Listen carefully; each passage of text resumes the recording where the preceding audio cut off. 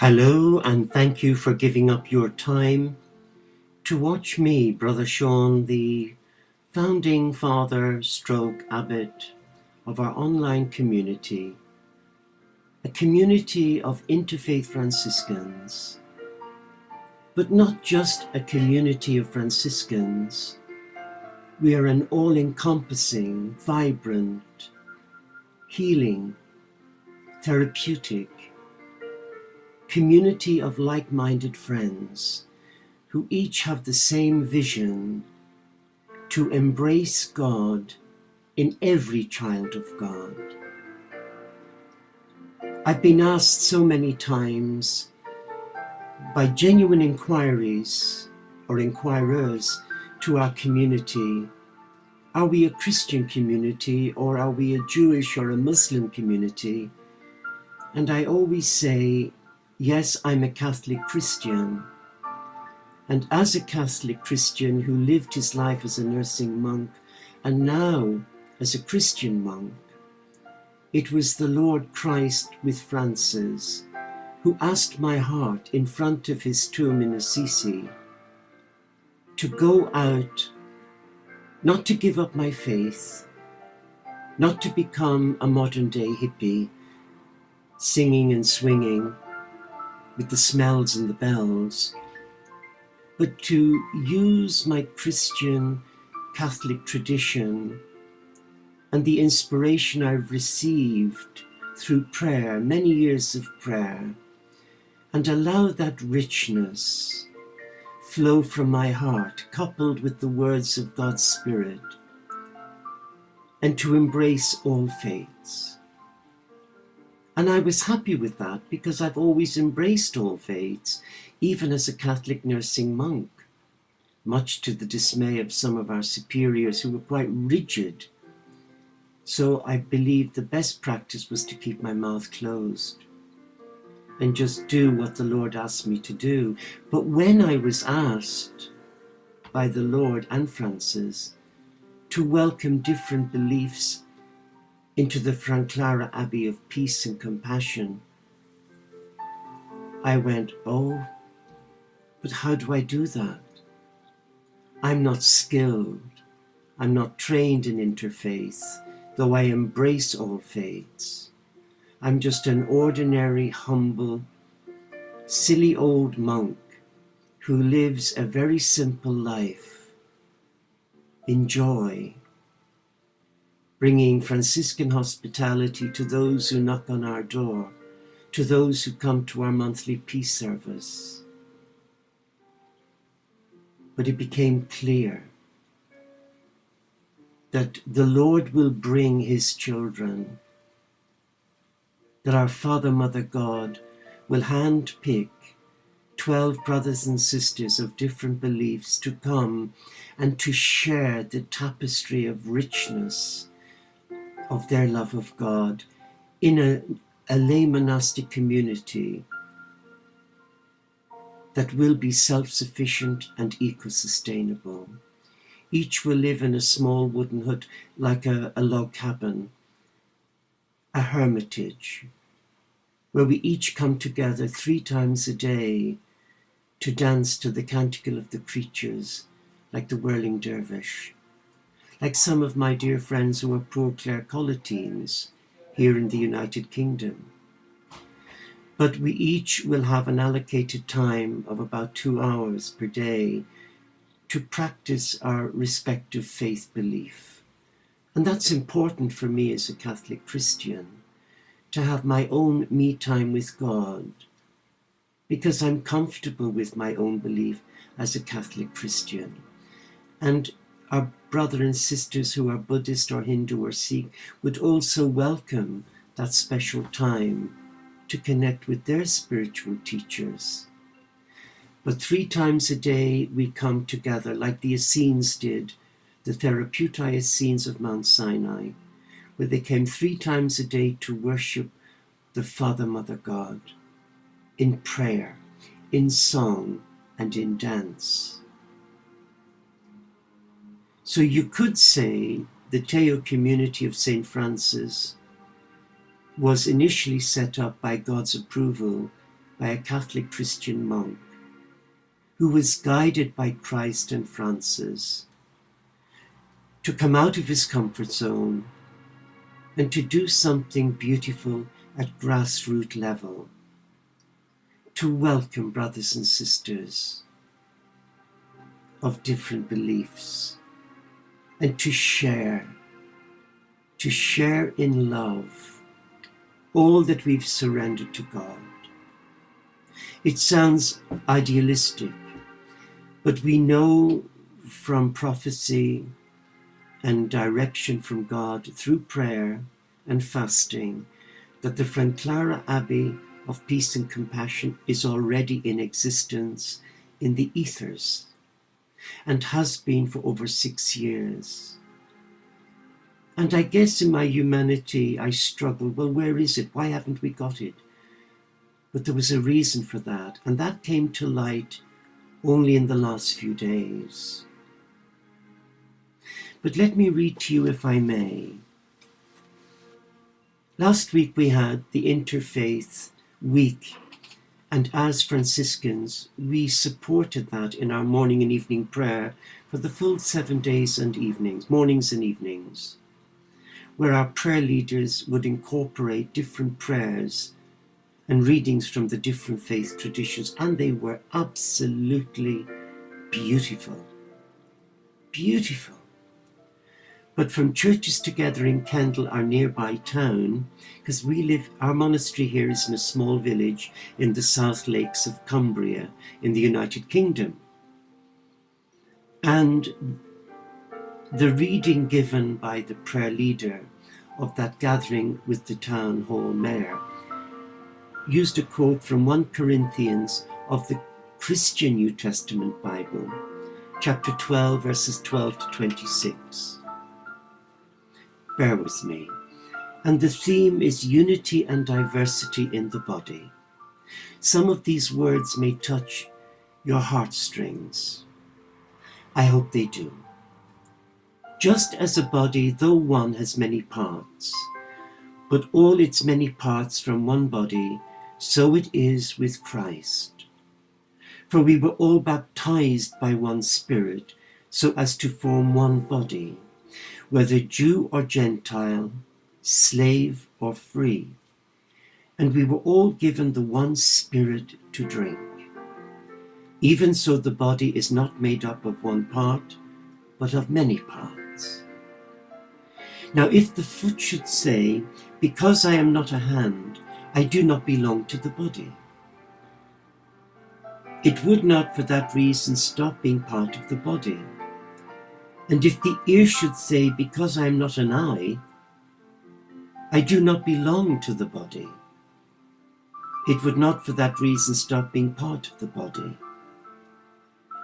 If the whole body were an eye, where would the sense of hearing be?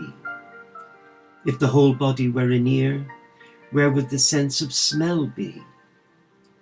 But in fact, God has placed the parts in the body, every one of them, just as God wanted them to be. If they were all one part, where would the body be? As it is, there are many parts, but only one body. The eye cannot say to the hand, I don't need you, and the head cannot say to the feet, I don't need you. On the contrary, those parts of the body that seem to be weaker are indispensable, and the parts that we think are less honourable we treat with special honour, and the parts that are unpresentable are treated with special modesty, while our presentable parts honour to the parts that lacked it, so that there should be no division in the body, but that its parts should have equal concern for each other. If one part suffers, every part suffers with it. If one part is honoured, every one part rejoices with it. That text I've just shared with you, for me, speaks volumes about managing diversity of other beliefs, of other children of God. They may not use the word that I would use to define God, but they've used a name that is sacred to God alone. Let me read to you a Native American proverb. Don't walk behind me, I may not lead. Don't walk in front of me, I may not follow. Walk beside me, that we may be as one.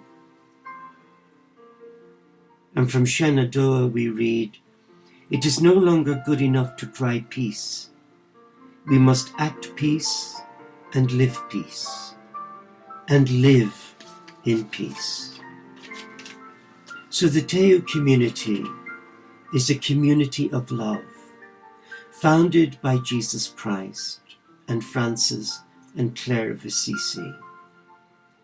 And though it goes back to 2006, when Lord Katoomey, an Ascended Master who incarnated as St. Francis of Assisi, spoke to one of my student therapists after the meditation that I'd led, said, we have to unite and embrace all faiths. And Sister Teresa came running out and said, Lord Katoomey has spoken. And I was completely baffled because it was a long meditation and I just needed some me time. So she ran in and asked, who's Lord Katoomey? And bless her heart, she shared with me it was St. Francis of Assisi. So I put my cigarette out, put aside my cup of coffee, and I flew in, ears attentive. And though we've had many obstacles, many trials, and many tribulations to deal with as a small nurturing family, from within the Christian community, we have met with quite a lot of vitriolic words of condemnation. And that really hurt me personally as the founder. But the words of dear Mother Olivia gave me a lot of solace and comfort, because she is a wise lady and one of the tutors on the Interfaith course who actually assisted supporting 3 of our members, Sister Laura, Brother Rob and Brother Murray. And Olivia shared with us several years ago that she was told by Spirit, the Abbey already exists. And I was so filled with joy. But we could have had the Abbey if I'd said to my local bishop, yes, we will become a Catholic monastery, and be underneath to my promise to Jesus and Francis. We could have had the land and all that goes with it and be self-sufficient. Oh yes. I prayed about it and the answer was, you do not accept that. We asked you to establish a Franciscan community for men and women to live together in a monastic community and break down the barriers that religion has caused, and to live together in peace. But not to lie in bed all day or in their cell praying, but to be proactive, to show the world and all the major world religions that we can live in peace, and that we can praise the same God together with all the beautiful names of Yahweh, Allah, Jehovah, Creator, I am presence, Source, Creator being, Spirit. And we do that online every day, and have done since Archangel Michael guided us 6 years ago on the Feast of the Archangels to do something beautiful for God, where we would go live every morning at 9 and every evening at 5 London time.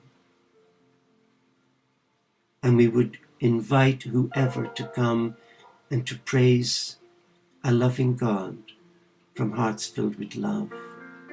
Our brothers and sisters who join our community dedicate their life to God for unity and peace.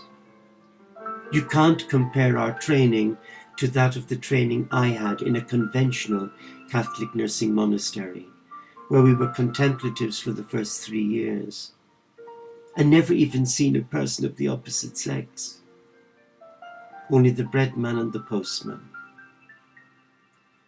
Our training is informal and light and loving.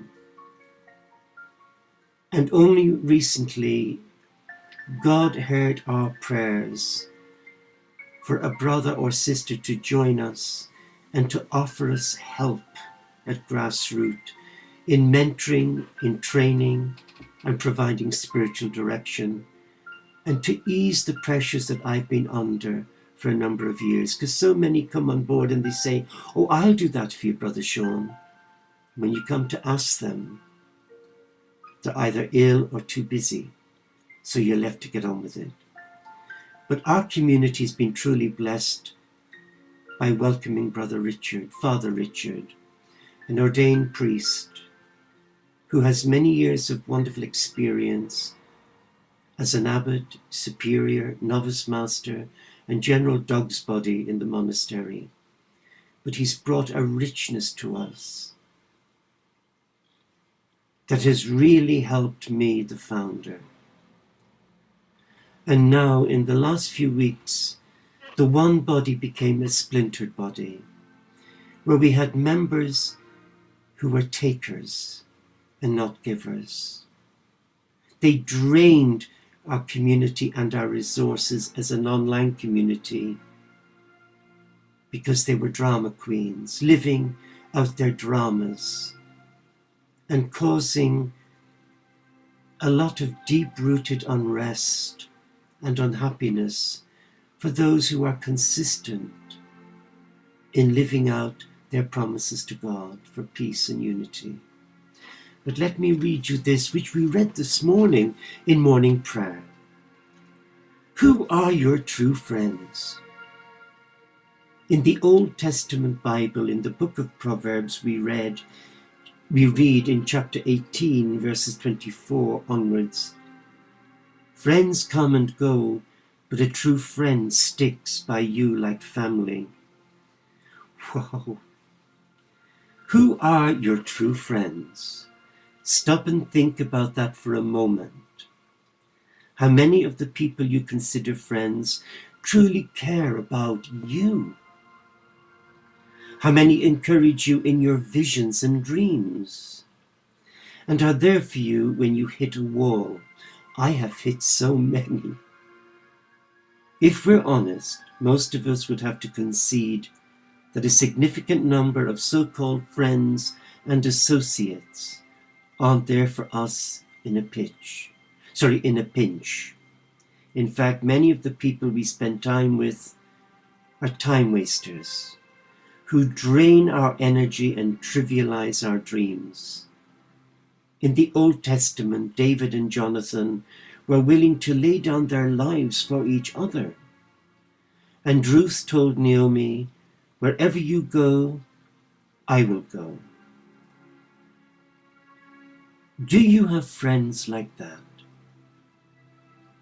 If not, spend more time cultivating relationships with those who genuinely, really care about you, who don't feel threatened by your success and want to see you succeed. You don't need to be cold or rude to the others. Maintain their friendship, but spend your serious time with friends who believe in you and who want you to achieve your dreams, and to believe in you, who trust in you, and respect your God-given potential. Novelist Elizabeth Jane Howard said, "Call it a clan, call it a network, call it a tribe, call it a family. Whatever you call it, whoever you are, you need one. Here's a fail-safe principle when it comes to cultivating great friendships. Whatever you desire in your own life, you must first give it to others. If you want true friends, you must become a true friend. If you want if you want a harvest of blessings in your own life, plant seeds of blessings in the lives of others. And recently, with the help of Spirit, Brother Richard and myself, we've identified in our community, yes, we had lots of members, but only a few. In fact, you could count them on one hand, who were committed, consistent, loyal, devoted, respectful, and who gave more than was asked of them. So we challenged in love from love. Those members, some in vows, some oblates, some novices, where do they stand today in our community? What can they offer our community? We discovered some were in vows and hadn't even bothered to nurture their vows. They never even got a spiritual director, as was asked of them. And any time we tried to enlist their help and support in leading prayer, the dramas always kicked in. They couldn't do it. And then we had others who joined us as postulants who said they were pro-interfaith. And as we get them through part of the postulancy retreat and welcome them as a postulant, we discover emails with chapter and verse of certain spiritual leaders of different faith groups condemning them. What did we do? We had to let them go. Because anyone who joins our community, we respect their belief, whatever it is. We never would dream of asking them, well, are you a Catholic? Because if you're not, you can't come in. We're not allowed to ask. It becomes evident and clear in time. And we're not permitted to sit in judgment, because judgment belongs to God. And though within all of the religious groups, Jewish, Muslim, Christian, Buddhist, Baha'i, you'll always get a clique that sit in judgment. And I can only speak for the Christian Catholic family, where I know many who've sat in judgment, and I was one of them, until I had a kick up my backside in prayer, and I had to do some serious repentance. But today, we need your help. We need your prayer, so that our beautiful family, our monastic family of men and women who thirst to live a simple life and to share their love of God through prayer, through action, but to become a true friend to you. And they ask you to be their friend. Will you hold us in your prayer, so that in 2017, now that with God's help and the divine secateurs, the pruning began, and we now feel and sense the pruning is finished. And we pray for a beautiful harvest in 2017, when the Franclara Abbey of Peace and Compassion will materialize, not just here in the South Lakes, but in France, and wherever there is a member of our community. Will you do that for me? And we will remember you every day we live in our prayer. And that's my promise to you. If you feel you want to join us as a friend, you're welcome. Go to the website, TAU community.com. Have a read. It's all divinely guided. There is no hidden agenda to convert you. But there is a strong Christian influence within our community that's trying to reach out to all faiths without converting them to Catholicism or Christianity, because that would be abhorrent to God. Let me pray to you a final prayer. It is the Lord's Prayer with a difference. And it's from the Anglican Daily Prayer Book in New Zealand, sent to us by our dear Sister Miriam. Eternal Spirit, Earth Maker, pain bearer, life giver, source of all that is and that shall be, eternal Father and Mother of us all, loving God in whom is heaven. The hallowing of your name echoes to the universe, and the way of your justice be followed by all the peoples of the world. Your heavenly will be done by all created beings, and your commonwealth of freedom, of peace, sustain our hope and come on earth. And with the bread we need for today, feed us. In the hurts we absorb from one another, forgive us. In times of temptation and test, strengthen us. From trials too great to endure, spare us. From the grip of all that is evil, free us. For you reign in the glory of the power that is love, now and forevermore. Amen. So, we are a small community of like-minded brothers and sisters who have been brought together by God to share the richness of our spiritual faith traditions, and not to sit in judgment or convert another, but to embrace the divine in each and one another, to have respect and compassion, and together become a vibrant community of love, following in the footsteps of a great eco-spiritual warrior from the 12th century, Francis of Assisi.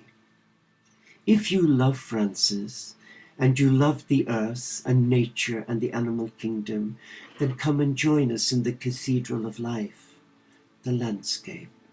For we dance with Brother Sun and Sister Moon, and we listen to the chorus from the animal kingdom, and we join them in chanting the divine praises. I guess we're wacky for God, but thank you. And remember, we need your support in prayer. And I bless you. Namaste, Shalom. Inshallah, Paxet Bonum, Om Shanti. Solo di Caritas, Salam Alaikum, and may the peace of our God, a God of many names, reawaken in your heart that you are a child of God, that you are loved for who you are and where you are at in your journey. Be at peace, and thank you. May the Lord bless you.